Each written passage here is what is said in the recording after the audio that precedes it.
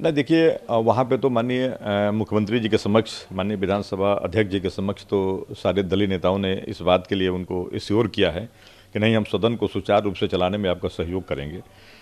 लेकिन अब इसका अनुपालन कितने लोग करते हैं, अभी तो कल का हाउस सवेरे 11 बजे पता चलेगा। लेकिन मैं आपको बहुजन समाज पार्टी की तरफ से मैंने वहाँ भी इस बात को रखा था कि बहुजन समाज पार्टी एक अनुशासित पार्टी है। आज बहुजन समाज पार्टी के पास जरूर एमएलए की संख्या मात्र एक ही है, लेकिन इसके पहले जब हम मुख्य विपक्षी दल भी होते थे तो हमारी बहुजन समाज पार्टी के राष्ट्रीय अध्यक्ष बहन सुश्री मायावती जी का स्पष्ट निर्देश होता था। हाउस जाने से पहले वो मीटिंग लेकर इस बात को इंगित करती थी कि बहुजन समाज पार्टी अनुशासित पार्टी है, कोई भी बात हाउस में भी रखना है तो अनुशासन में रह के, जबकि उस समय समाजवादी पार्टी की सरकार थी। लेकिन हम लोगों ने महामहिम राज्यपाल का भी भाषण हुआ तो अगर विरोध भी करना है तो हम कुर्सी के सामने खड़े हो जाते थे अपने कुर्सी का, न कि हम आगे चढ़ करके जाके गोला बीगें और जो महामहिम राज्यपाल आते हैं भाषण पढ़ने, हम उनको पकड़ने का प्रयास करें। ऐसा नहीं करते हैं। मैंने आज भी रिक्वेस्ट किया कि सारे दलीय नेता हैं अपनी दलीय बैठकों में इस बात का जरूर अपने राष्ट्रीय अध्यक्ष लोगों से बात करें कि इस तरह का आचरण हम न करें। हमारी इस तरह से मीडिया के द्वारा, अब तो लाइव विधानसभा है, गलत संदेश जाता है कि हमारे कैसे आचरण हैं।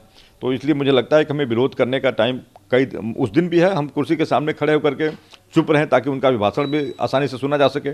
और महामहिम राज्यपाल के भी भाषण पे 3 दिन चर्चा भी होनी है, उसमें भी उस बात को हम मैंने विधिवत कर सकते हैं कि इसमें क्या कमी रही है। वो सारी बातों को सब लोगों ने कहा है, लेकिन अब देखिए कल क्या उसका परिणाम आता है। क्या कुछ निश्चित रूप से अभी तो महामहिम राज्यपाल जी का भी भाषण आ जाए, फिर उसके बाद इस महामहिम राज्यपाल जी के भाषण पे चर्चा होगी। तो चर्चा में सीधा अभी मान लीजिए तमाम उन वस्तुओं पे, उन विषयों पे फोकस किया जाएगा।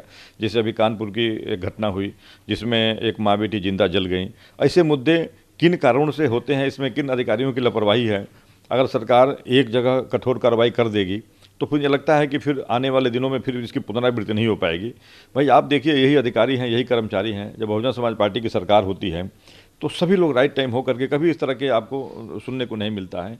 लेकिन कहीं न कहीं से अभी है इस तरह की लापरवाहियाँ जिससे कि सब घटनाएँ घटित हो जा रही हैं। इसको हाउस में जोरदार तरीके से लेकर के हम लोग आएंगे और अपनी बात रखेंगे। समाजवादी पार्टी का क्या, बीते दिनों जो शूद्र पॉलिटिक्स चली थी उस पर अखिलेश यादव ने वो जो श्लोक था, कहा था मैं इसका अर्थ मुख्यमंत्री से सदन में पूछूंगा, वो मुझे बताएंगे कि क्या है। अब मुझे लगता है कि या तो इसके पहले कई बार इसके पहले माननीय अखिलेश जी भी कहते थे कि नहीं, हम भी पूजा करते हैं, हम भी रामायण पढ़ते हैं, हम भी गीता पढ़ते हैं, हम भी हनुमान चालीसा पढ़ते हैं। माननीय स्वामी प्रसाद मौर्य जी ने एक नया ला करके भारतीय जनता पार्टी का लिखा हुआ स्क्रिप्ट लिया करके फेंक दिया। स्क्रिप्ट लिख के भारतीय जनता पार्टी ने दी। तमाम इस समय देश में ऐसे मुद्दे थे जिस पर गंभीर चर्चा हो सकती थी। पार्लियामेंट चल रहा है, विधानसभा, तमाम स्टेटों की विधानसभा भी चल रही हैं, बजट सत्र चल रहा है, यूपी में भी चलने वाला आ रहा है। लेकिन उसमें स्वामी प्रसाद मौर्य जी को आगे करके एक नया स्क्रिप्ट छोड़ दिया गया। क्या इसके पहले माननीय मौर्य जी इसको नहीं पढ़े थे कि ये चौपाई की नई चौपाई तो आई नहीं है। और सबसे बड़ी बात है कि ये बात माननीय मौर्य जी से पूछा किसने? आज इसमें देश में इसकी आवश्यकता कहाँ है कि इस बात को ले आकर हम चर्चा करें? आज देश में आवश्यकता है, मान लीजिए लगभग 75,000 करोड़ रुपया LIC का पैसा लोन के रूप में उनकी अडानी जी की कंपनी में है। 55,000 करोड़ रुपया SBI का पैसा लोन के रूप में उनकी कंपनी में है। तमाम देश के करोड़ों लोगों ने अपनी गाढ़ी कमाई इन्वेस्ट किया है अडानी जी की कंपनी में।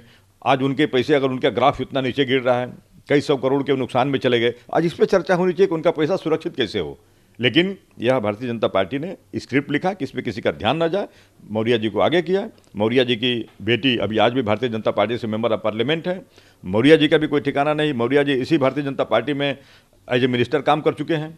उस समय तो उनको नहीं लग रहा था, उस समय तो अखिलेश जी पर तरह तरह की टिप्पणियाँ करते थे। तो मुझे लगता है कि अखिलेश जी को समझना चाहिए कि ये लिखा हुआ स्क्रिप्ट या तो अखिलेश जी की सहमति होगी कि आप भारतीय जनता पार्टी के लिखे हुए स्क्रिप्ट को लागू करो, जिससे कि हम सब सुरक्षित रहें, और यही हो रहा है। कोई इनके पास मुद्दा नहीं है इसके अलावा। जबकि इस जो शूद्र की आज वो चर्चा कर रहे हैं, बहुजन समाज पार्टी इस बात को मानती है। बहन सुश्री मायावती जी ने अपने ट्वीट में भी इस बात का जिक्र किया कि बाबा साहब ने शूद्र शब्द हटा करके इनको SC और ST और OBC की संज्ञा दी है, और ये शूद्र इनको कह करके अपमानित न करें स्वामी प्रसाद मौर्य जी।